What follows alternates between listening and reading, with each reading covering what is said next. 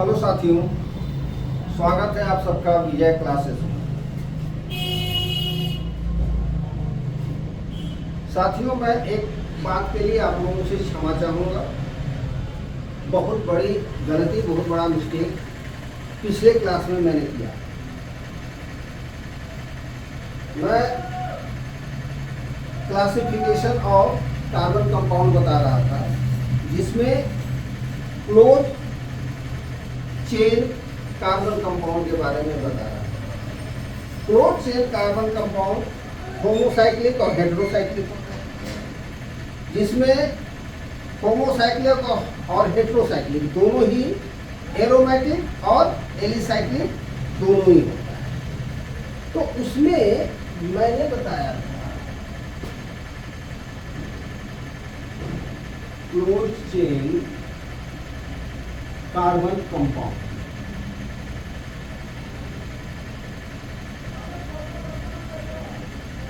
ये होमोसाइक्लिक होता है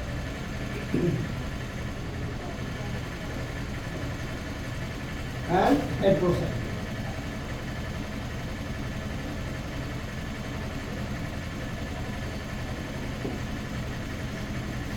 होमोसाइक्लिक और हेटेरोसाइक्लिक दोनों ही, एरोमेटिक एंड एलिसाइक्लिक दोनों ही।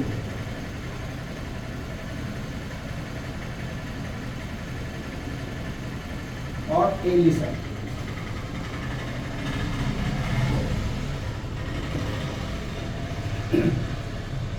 मुझसे गलती ये हुई थी कि एलिसाइक्लिक को मैंने दो क्लास में क्लासिफाई किया था, बेंजोइड एंड नॉन बेंजोइड। ये मेरा बहुत बड़ा मिस्टेक था, मेरी बहुत बड़ी गलती थी। दरअसल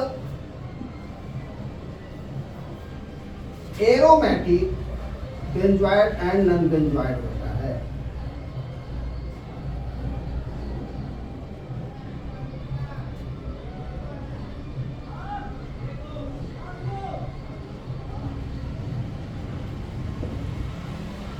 aromatic carbon compound, aromatic cyclic compound, benzoid and non benzoid होता है। मैंने पिछले क्लास में बहुत ही बड़ी गलती की और मैंने बताया था कि alicyclic benzoid and non benzoate.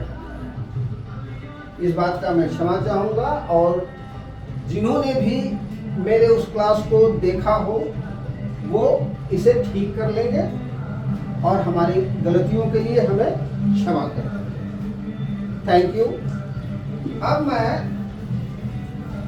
सबसे पहले मैं आपको आज के क्लास में बताऊंगा ओपन चेन कार्बन कंपाउंड के बारे में।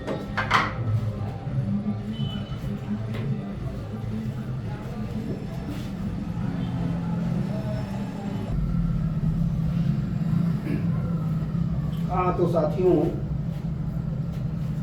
मैं इसके लिए क्षमा चाहूँगा और मुझे बेहद अफसोस है कि मैंने आप लोगों को गलत टीच किया, गलत बताया। ऐसे एलिसाइक्लिक में भी बेंजोइड नॉन बेंजोइड होता है, लेकिन वास्तव में जो मैं बताना चाह रहा था वो एरोमेटिक में ही होता है, बेंजोइड एंड नॉन बेंजोइड। वो होता क्या है ये मैं अगले क्लास में बताऊंगा। पहले मैं आज के क्लास में ओपन चेन कंपाउंड के बारे में बताता हूँ। Open chain carbon compound,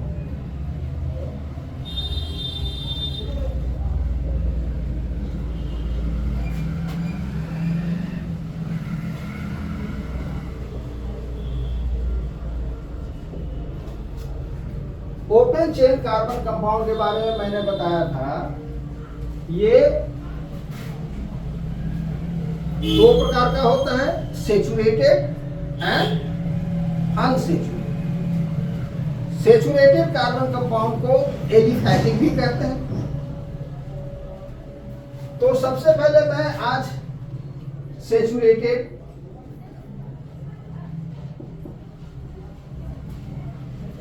carbon compound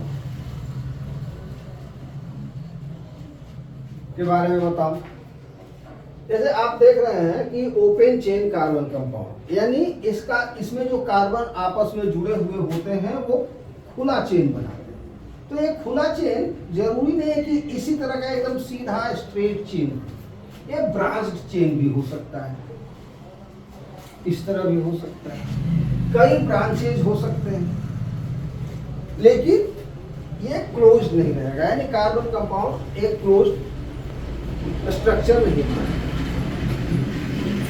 और इसे मूल रूप से एलिफैटिक कहा जाता है।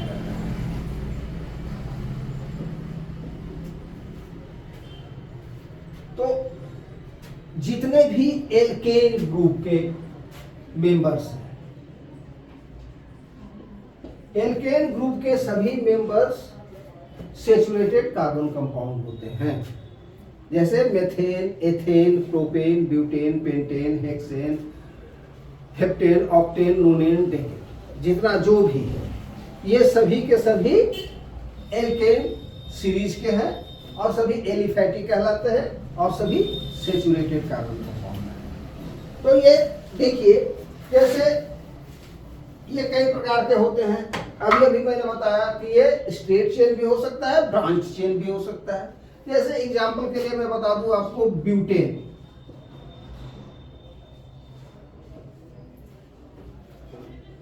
ब्यूटेन दो तरह का चेन बनाता है। जैसे एक चेन बनाएगा, ब्यूटेन होता है आपका CH4 C4H10, ये दो प्रकार का चेन बनाएगा। एक तो इस तरह से,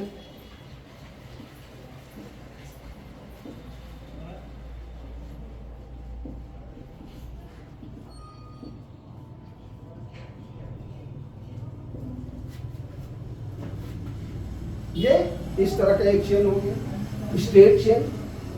इस स्ट्रेट चेन वाले ब्यूटेन को हम नॉर्मल चेन कहेंगे या एन नॉर्मल ब्यूटेन कहेंगे या एन ब्यूटेन कहेंगे।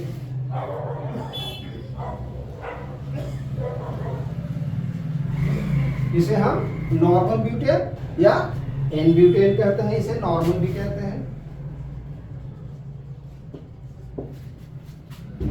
और दूसरे तरह का जो चेन बनता है वो इस तरह का भी चेन बनता है, ब्रांच चेन हो गया आपका।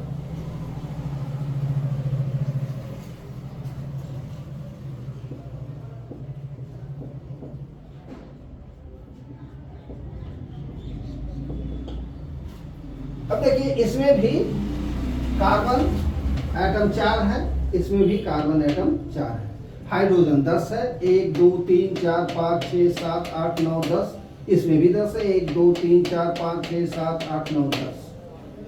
ये आपका हो गया आइसोब्यूटेन।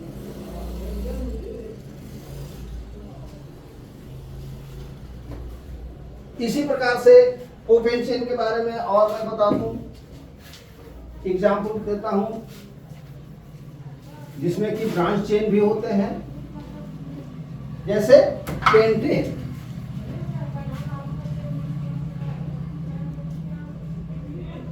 C5H12,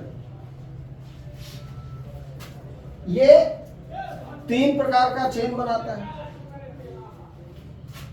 जिसमें कि एक ब्रांच चेन होता है, दूसरा एक स्ट्रेट चेन होता है और बाकी दोनों ब्रांच चेन। स्ट्रेट चेन जैसे ये 1 2 3 4 5,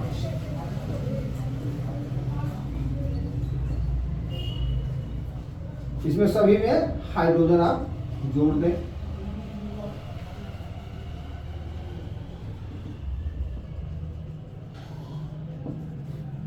दूसरा इसे हम नॉर्मल पेंटेन है। दूसरा बनता है इस तरह से, कहीं एक ब्रांच निकला हुआ होता है कार्बन का,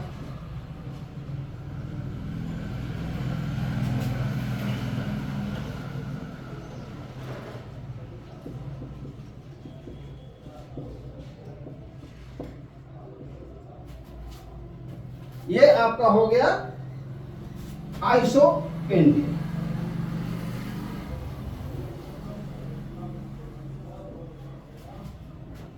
और तीसरा होता है जिसमें कि 2 ब्रांच होते हैं। देखिए मैं बताता हूं।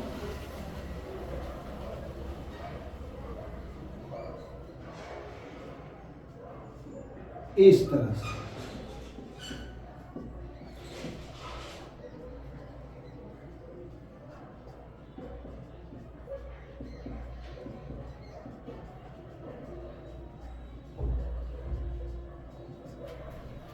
ये आपका हो गया नियोपिक।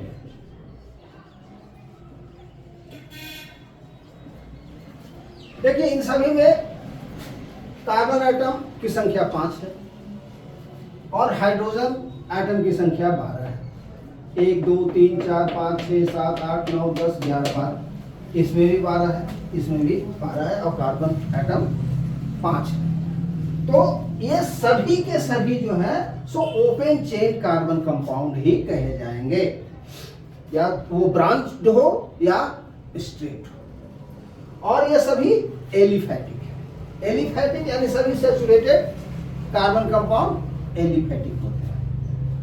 और अब सैचुरेटेड कार्बन कंपाउंड के साथ जब फंक्शनल ग्रुप जुड़ते हैं तो वो भी सैचुरेटेड ही होते हैं।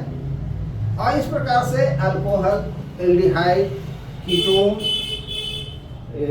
एसिड, कार्बोक्सिलिक एसिड, तो इस तरह के कई कार्बन कंपाउंड्स बनते हैं। वो सब कैसे कैसे बनते हैं, उनका नॉमेनक्लेचर कैसे होता है, ये मैं अगले क्लास में बताऊंगा। अब आगे देखिए, सैचुरेटेड के बाद अनसैचुरेटेड।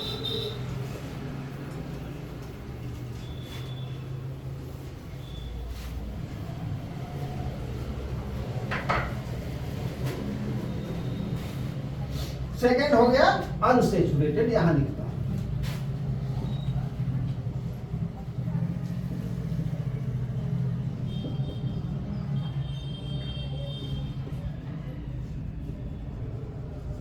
एक बात आप लोग ठीक से समझ लें कि सैचुरेटेड कार्बन कंपाउंड में सभी कार्बन एटम आपस में सिंगल बॉन्ड के साथ जुड़े होते हैं।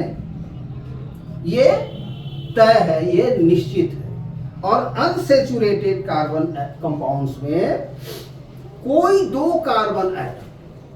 भी दो कार्बन एटम डबल बॉन्ड के साथ जुड़े होते हैं या फिर ट्रिपल बॉन्ड के साथ जुड़े होते हैं। डबल बॉन्ड वाले को एल्कीन कहते हैं और ट्रिपल बॉन्ड वाले को एल्काइन कहते हैं।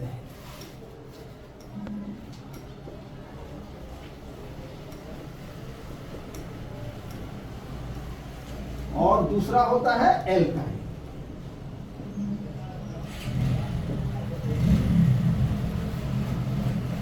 एल्कीन में जो कार्बन एटम होते हैं उनमें से कोई 2 कार्बन एटम डबल बॉन्ड के साथ जुड़े होते हैं, जैसे कि, और इसका देखिए, सबसे पहले मैंने आपको बताया था अभी सैचुरेटेड कार्बन कंपाउंड के बारे में। सैचुरेटेड कार्बन कंपाउंड का एल्केन का जो जनरल फार्मूला होता है वो होता है CnH2n+2। मैं बता दूं इसके बारे में पहले आपको। CnH2n+2 यानी ये n जो है सो कार्बन की संख्या बताता है, कार्बन का नंबर बताता है। यदि कार्बन 2 है तो हाइड्रोजन 2 × 2 + 2 = C2H 2 × 4 4 2। यदि कार्बन 3 है तो H 2 × 3 + 2 यानी C3H। यहां देखिए 3 दूना 6 और 2 8। इसी प्रकार से एल्केन। अब यहां देखिए एल्कीन का जनरल फॉर्मूला होता है, इसका जनरल फॉर्मूला होता है CnH2n। यानी कार्बन यदि 2 है तो हाइड्रोजन 2 × 2 यानी C2H4। कार्बन यदि 3 है तो हाइड्रोजन 2 × 3 यानी C2H6। कार्बन यदि 4 है तो हाइड्रोजन 2 into 4 यानी C2H, ये सभी एल्कीन है। इन सभी का स्ट्रक्चरल फार्मूला किस प्रकार से बनेगा ये देखिए। कार्बन, 2 कार्बन है, मैंने बताया है कि एल्कीन में कोई 2 कार्बन एटम डबल बॉन्ड के साथ जुड़े होते हैं, तो ये इसमें तो 2 ही है, तो ये दोनों कार्बन एटम डबल बॉन्ड के साथ जुड़ा होगा, और उसके बाद हाइड्रोजन, 2 हाइड्रोजन दोनों के साथ जुड़ा होगा। ये एथिलीन।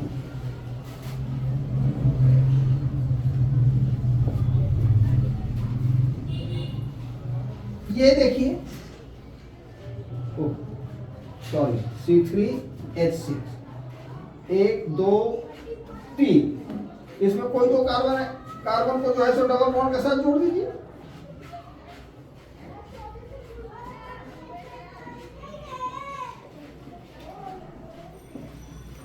अच्छा, यहाँ देखने की ये बात है, ये ध्यान रखेंगे आप लोग कि जब भी स्ट्रक्चरल फार्मूला बनाएंगे इस बात का जरूर ध्यान रखेंगे कि कार्बन के साथ हमेशा 4 बॉन्ड कंप्लीट होना चाहिए। यदि कार्बन 4 बॉन्ड कंप्लीट नहीं करता है तो वो एक सैचुरेटेड, यानी वो एक कंपाउंड कहा ही नहीं जाएगा, ठीक है, तब वो आयोनाइज्ड है। तो यहाँ देखिए, यहाँ पे हमने 2 हाइड्रोजन जोड़ा है, तो 1 बॉन्ड 2 बॉन्ड, और 2 बॉन्ड के साथ ये इस कार्बन के साथ जुड़ा हुआ है, यहाँ ये कार्बन 4 बॉन्ड बना रहा है। यहाँ ये देखिए कि इस कार्बन के साथ सिर्फ 1 हाइड्रोजन मैंने जोड़ा है, तो 1 बॉन्ड ए हो गया, 2 बॉन्ड ए हो गया, 3 और 1 इस कार्बन के साथ जुड़ा हुआ है, 4 बॉन्ड। इसमें भी आप देख सकते हैं 1 2 3 4, इसका भी 1 2 3 4। तो इस तरह से ये जरूरी है जब भी आप स्ट्रक्चरल फार्मूला बनाएं तो कार्बन के साथ जो बॉन्डिंग करेंगे, बॉन्ड बनाएंगे, उसमें इस बात का ध्यान रखना होगा कि 4 बॉन्ड कंप्लीट होना चाहिए। जैसे मैंने हर जगह गलत लिख रखा है, C4H8, C4H8, 1 2 3 4, यहाँ भी देखिए इसके साथ ये 2 बॉन्ड हो गया, 2 बॉन्ड ये 4 बॉन्ड हो गया। यहाँ ये 2 बॉन्ड इसके साथ 1 3 है, 1 3 और 1 4। यहाँ देखिए 1 2 3 4, यहाँ भी 1 2 3 4, ये प्रोपिलीन हो गया।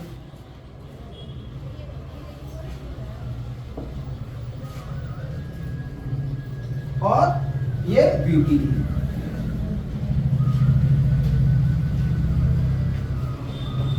तो इस तरह से ही एल्कीन ग्रुप के सारे मेंबर्स इसी तरह से बने होते हैं।